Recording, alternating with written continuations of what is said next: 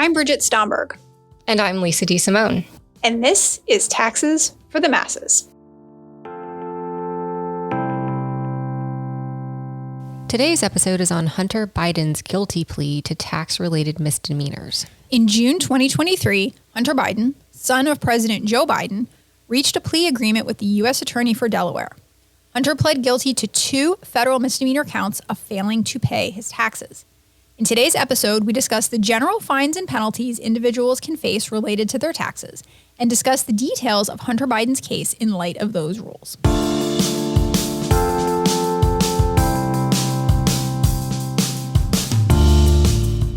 Hello, Lisa. Hello, B. So sadly, today we are back in the land of politicians. I guess in this case, I should say politician-adjacent individuals. Okay. Engaging in, let's call it, less than stellar behavior related to their federal income taxes. Yeah. As we've said many times, we try to be fair and balanced on this podcast in both our praise and criticism of tax issues. And we try not to let our opinion and analysis be colored by the party responsible for the issue. We do. And case in point, we've picked on both the university endowment tax, which was a Republican spearheaded policy. We're going to pick on the stock buyback tax, which was the brainchild nightmare of the Democrats. We've even been critical of policies with bipartisan support, like the work opportunity tax credit, which it looks good on paper, but in practice, it's been kind of crummy. So it's only fair, given that we've talked about President Trump's tax returns and tax fraud in the Trump Organization, that we discuss Hunter Biden's tax troubles. Only fair indeed. Okay, so our goals for today are to discuss at a high level just how much trouble one can get themselves into for failing to file their tax return and pay taxes on time. And then we'll focus that analysis on the details of Biden's case. All right. Love that. It's a good plan. So let's start with a general discussion of tax return penalties. Okay. All right. And I'm going to preface this discussion saying that this is not my strong suit as a tax professional, a taxpayer, or a tax researcher. Okay. I've been fortunate personally and professionally to never have really dealt with tax return penalties, either for myself or for any of my clients. Interesting. So I have very little practical experience here. I am literally going to go with the textbook explanation of these things. Okay. Interesting. I have much experience with penalties. Oh, do tell. Gosh, I think both California and federal, I've been subjected to penalties. Basically, the amount that I owed was a lot more than anybody expected. Okay. And you live to tell about it. Oh, yeah. So let's get into it. Let's talk about those penalties. Basic rule, if you owe tax, you got to pay your tax. I like that rule. There's a penalty for failing to pay the taxes that you owe. Okay. So that penalty is generally 0.5%, not 5%, 0.5% of the taxes due per month or partial month. Easy peasy. You owe $1 million in taxes. It should have been paid in December. You didn't pay it until May. You owe a penalty of $5,000 a month for 6 months, totaling $30,000. And of course, that's on top of the $1 million in taxes that you also have to pay. Okay, so tiny penalty, and this seems like it is probably the situation that you had, right? You owed some tax during the calendar year, didn't figure it out until you filed your tax return. You owe a little bit of a penalty. Exactly. Okay. Next up is the penalty for failing to file your tax return. Okay. Now, this one is bigger in magnitude, and that sort of makes sense because for the IRS to know how much tax you owe them, you have to file your tax return. Right. They really want that return from you. Mm-hmm. So if you don't file, the penalty is going to be 5% of the tax due per month or partial month. Okay, 5%, not 0.5%. No. Yeah, much bigger. Okay. Now, the good news is that if you're also subject to that failure to pay penalty, which is that 0.5%, now the failure to file penalty drops to 4.5% per month. So basically all in, if you fail to both file and to pay, you're looking at a maximum 5% penalty per month. If the tax return is not filed within 60 days of the due date, including extensions, the minimum penalty is the smaller of $450 or 100% of the unpaid tax. Example, please. Yeah, I think we need one. Okay. You owed $1 million in taxes and your tax return was due October 15th because you got an extension. You actually file and pay this $1 million of tax on December 25th because you want to wish Treasury a Merry Christmas, or December 23rd because Festivus is for the rest of us. You owe $15,000 in penalties for failure to pay. That's the 0.5% for 3 months, full or partial month. And you owe another $135,000 in penalties for failure to file. That's the 4.5% for 3 full or partial months. Okay, so it's $150,000 in penalties all in. Yes. That's not chump change. No. Okay, so the point here is that Treasury isn't playing, in the immortal words of Old Dirty Bastard, or I guess Kellos more precisely. Okay. If Uncle Sam wants his money, I think y'all should give him his money. I like it. Things get even, let's say, spicier as the amount of your underpayment grows, or if your understatement stems from some questionable behavior. Questionable. So let's say an individual, quote, substantially understates, end quote, their tax liability. Now the penalty is 20%. And let me stop you Okay. before you even ask. You don't know what I'm going to ask. Yeah, you're going to ask what substantial understatement means. Damn it. A substantial understatement is one where an individual taxpayer understates their tax liability by 10% of the tax required, or $5,000, whichever is greater. Okay, thank you for that. Mm-hmm. That 20% penalty also applies if you underpaid your tax because of negligence or disregard for the rules. Negligence is where an individual fails to make a, quote, reasonable attempt to comply with the Internal Revenue Code or to exercise ordinary and necessary care in preparation of their return. It also includes a failure to keep adequate documentation or to properly substantiate items claimed on the return. This is why we keep harping on you to keep your documentation. Yep. And if you listen to our episode on IRS audits, you may recall us mentioning that Beyonce was being subjected to a 20% penalty. And that could be because of substantial understatement. In that case, the IRS is alleging that she understated her tax by over $2 million across 2 years.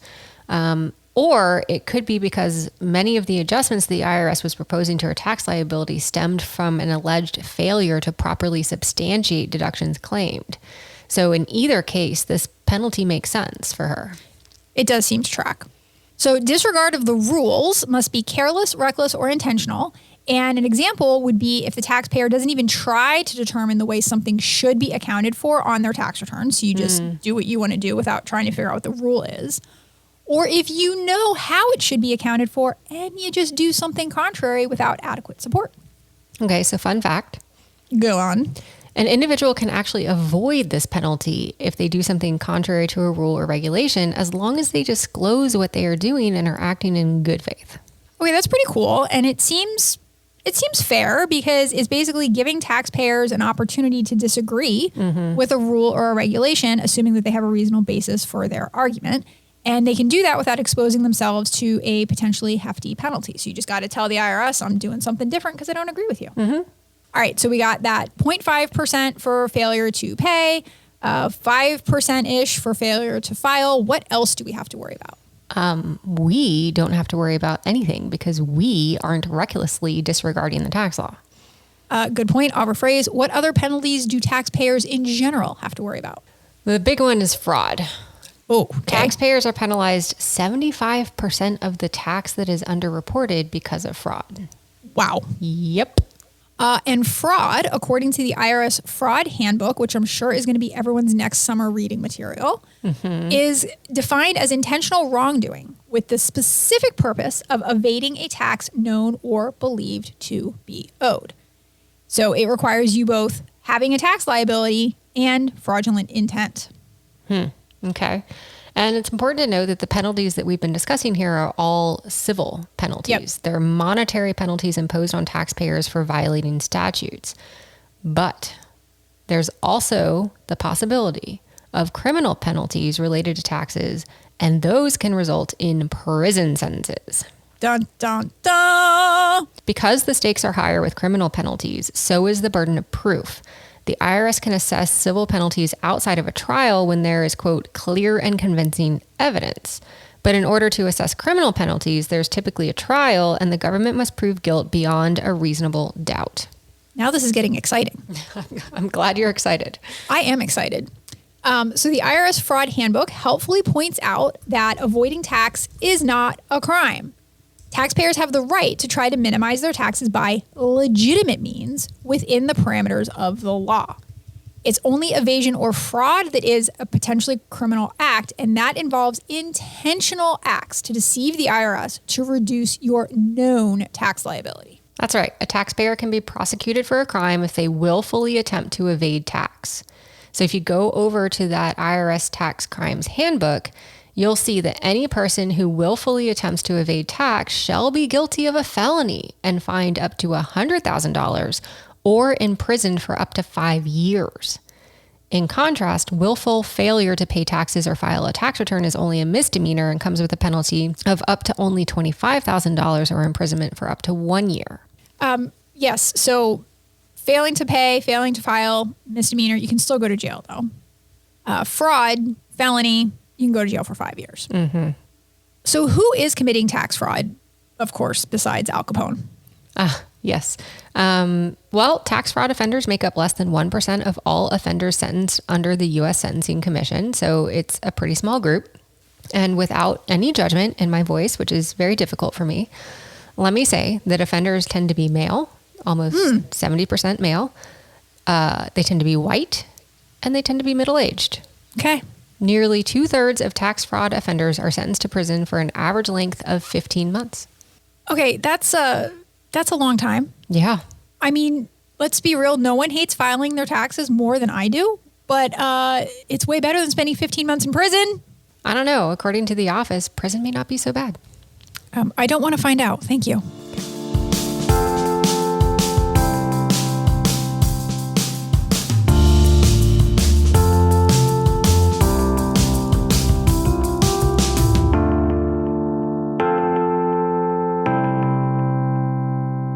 We've talked about taxpayer penalties for failure to file a return or pay taxes.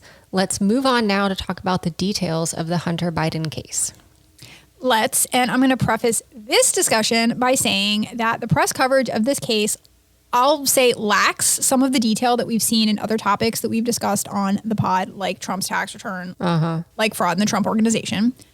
So we're going to do the best we can with the information that we have. Yep. In late 2018, the U.S. Attorney's Office in Delaware opened an investigation into Biden for potential crimes. These crimes related to taxes and money laundering. Apparently, the tax investigation stemmed from the money laundering investigation, and while that part of the case fizzled out, the IRS continued to examine Biden's taxes. By early 2017, so before this had happened, Biden and his wife owed over $310,000 in taxes. And in 2018, the IRS issued a lien against the couple for $113,000 in unpaid taxes from the 2015 tax year. Those taxes were paid off in 2020, and the IRS eventually released the lien. And Biden paid the remainder of his outstanding taxes in 2021. But paying off his tax debt did not eliminate the possibility of criminal charges. According to reporting in the New York Times, it likely made it more difficult for prosecutors to secure a conviction or a long prison sentence because taxpayer defendants who have paid their debts get more sympathy from juries. Biden reportedly told some associates that his total federal tax debt at one point in time was over $1 million and that he had to borrow money to pay it off. The plea deal related to misdemeanor charges for failure to timely pay more than $100,000 in taxes in 2017 and 2018 on taxable income of over $1.5 million each year. So bottom line is that the disclosed specifics of the case here probably aren't that riveting. He owed taxes. He didn't pay. Now, it's possible that he didn't pay because he couldn't afford it. Okay. Given that he had to borrow money, allegedly, to pay off that debt. Right. In that case, it's fair to ask why he couldn't afford it if he had the taxable income, right? If you're getting $1.5 million of taxable income, you should be able to pay $100,000 of tax. You would think.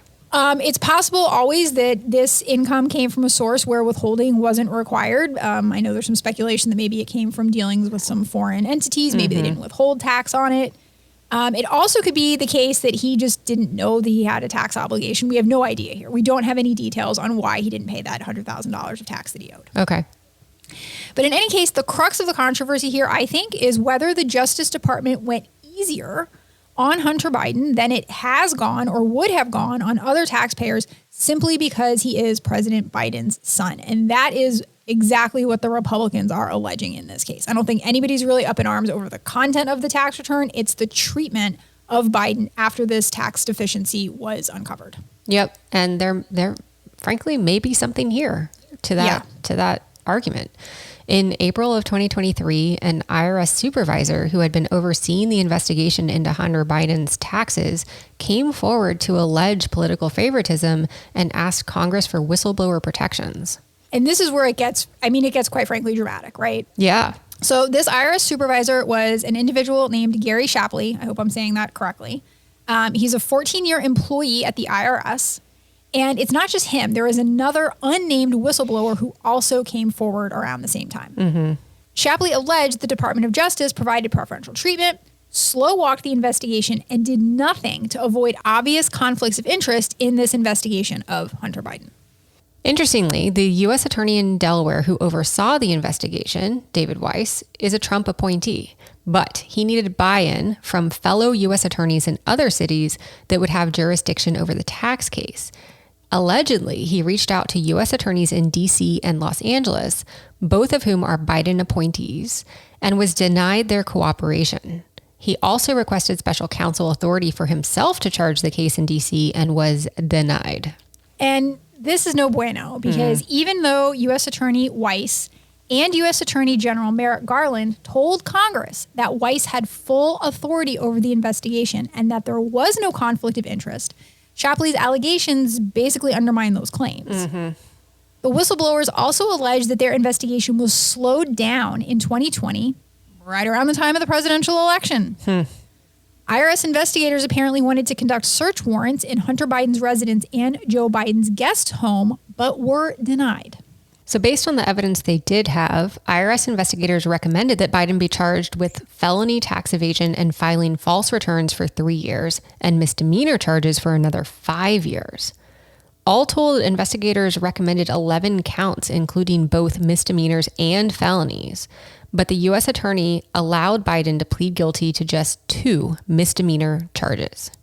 The alleged slowdown in the investigation allowed for the statute of limitations for the 2014 and 2015 tax years to lapse. Those are years in which Shapley believes there was unreported income and as much as $125,000 of additional taxes owed by Hunter Biden. As of the date that we're recording this episode, it is unclear if Biden will face penalties or prison time for the charges. Like we talked about, under the statute, he could be charged fines of up to $50,000, $25,000 for each year, and sentenced to up to 2 years in prison. But experts believe that prison time is unlikely, both because Biden paid the tax eventually and because he's been cooperating with authorities. So maybe it does help to have friends and family in high places? It's looking that way.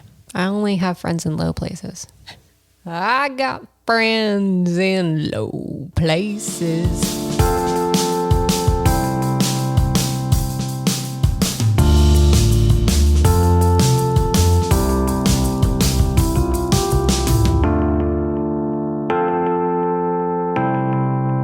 All right, time for the good, the bad, and the ugly. And this is another episode where I am not seeing a lot of good. So I'm going to dig deep. Okay. And I'm going to say, okay, I got it. It's good and helpful Yes. that I get to brush up on my tax penalties before heading into another teaching semester. Yes, good. Always good to remind yourself what the rules are, especially when we're teaching young, impressionable minds who are, going to be running the world. I'm somewhat comforted by the fact that the IRS whistleblowers have had a chance to come forward and report their allegations.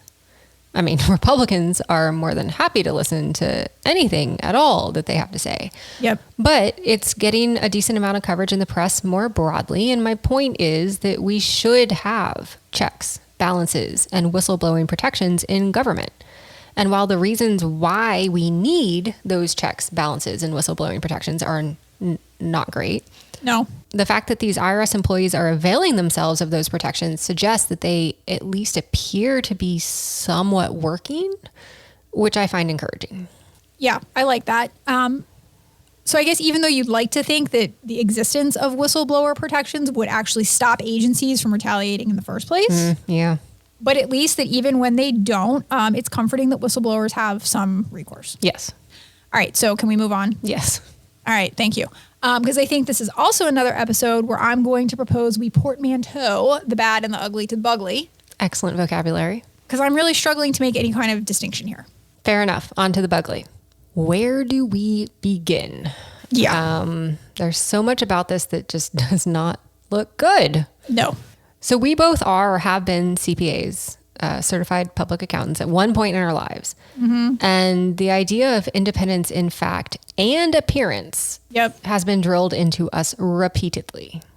So even if there is no violation of independence in fact in this case, meaning, there was no preferential treatment given to Hunter Biden, there's definitely an appearance of independence violations. And that's just gross. It is gross. And so I'm learning about this concept in parenting called MGI, most generous interpretation. So when your kid is acting a certain way, instead of going to thinking that they're trying to drive you crazy, you look for the most generous interpretation of their behavior. Benefit of the doubt. Yes. So let me try to do this here. Okay. Try to give this the most generous interpretation. Okay. We can say that reasonable people can disagree about what charges should be brought in any investigation, regardless of who the target is. Yes. So it could be entirely reasonable that the IRS investigators wanted to charge Biden with more than what the U.S. attorneys thought was possible or appropriate. Fine. I am a big fan of crime TV. We see this happening all the time on crime shows, right? The police want to get in there and charge somebody with something, and the DA is like, I don't have the evidence. So I have no reason to believe that it doesn't happen in real life. Yes! Yes! In the criminal justice system, there are two equal yet important something: the police who investigate crimes and the district attorneys who prosecute the offenders. Love it. Well done. Okay. Yes. So there is apparently a practice of the Department of Justice standing down investigations 60 to 90 days before an election, which could explain the delayed search warrants. I, for one, recall a certain FBI director receiving criticism for opening an investigation into then presidential candidate Hillary Rodham Clinton's emails just days before the 2016 election. Yeah. But it seems like in this case, that process of standing down started outside of that 60 to 90 day window. And, it kind of looks like the whole point was to slow down the investigation, and ended up letting some statutes lapse. Yeah, it sure does.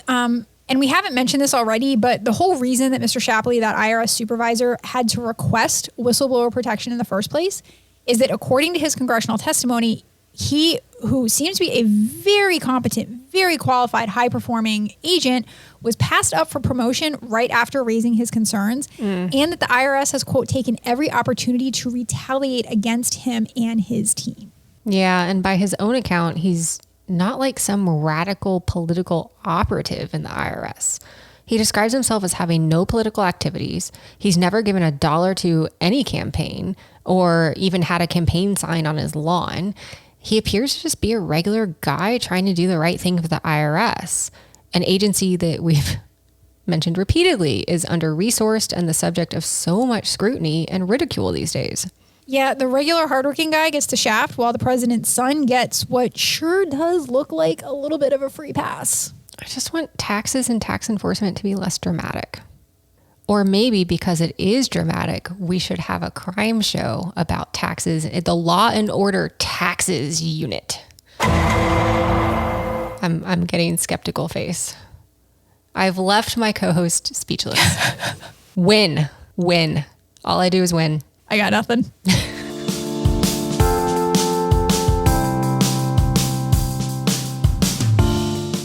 Well, that's all we have time for today. Be sure to join us for more tax nerdery on future episodes of Taxes for the Masses.